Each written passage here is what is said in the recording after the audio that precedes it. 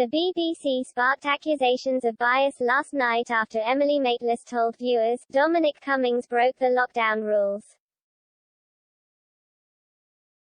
Speaking on Newsnight, the host stated as fact that the Prime Minister's top aide had not followed the rules after he took a 260-mile trip from London to County Durham with his family.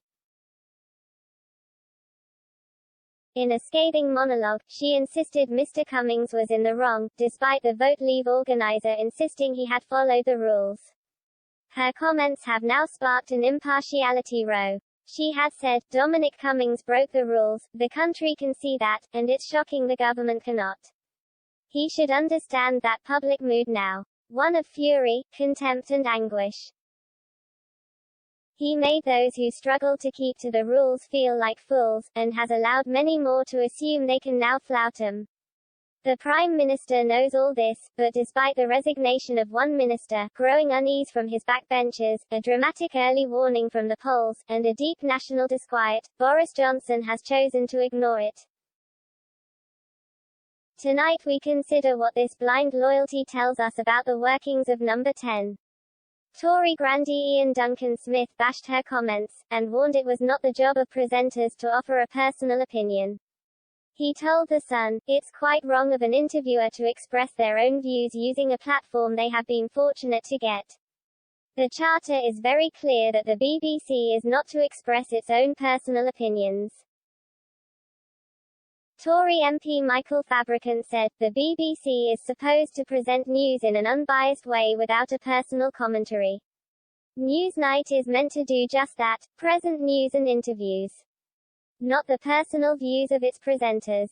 The BBC seems to be losing all its values as a national public broadcaster.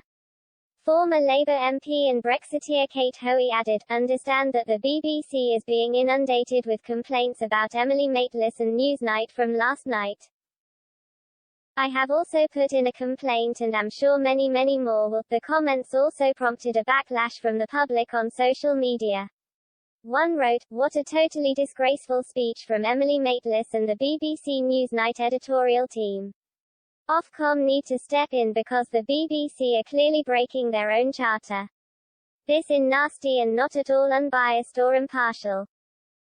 Another said, this is a presenter's opinion and using her position to give her viewpoint. We deserve as taxpayers to have impartial broadcasters.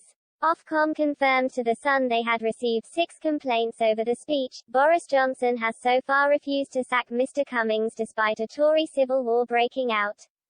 The PM again stood by his chief aide who is accused of twice breaking lockdown rules to travel with his family. A press conference on Monday by Mr. Cummings giving his side of the story failed to quell anger. Scotland Office Minister Douglas Ross resigned in protest. Almost 40 backbench Tory MPs have also publicly called for the Vote Leave guru to step down. Some have been spooked by polls showing the PM's approval rating has plummeted by 20% and that more than half of the public think Mr. Cummings should quit. A Savanta.com Res poll shows Mr. Johnson's rating has dropped to -1. The government's approval is down by 16%. And a YouGov poll shows 71% of Brits say Mr. Cummings did break lockdown and 59% think he should resign.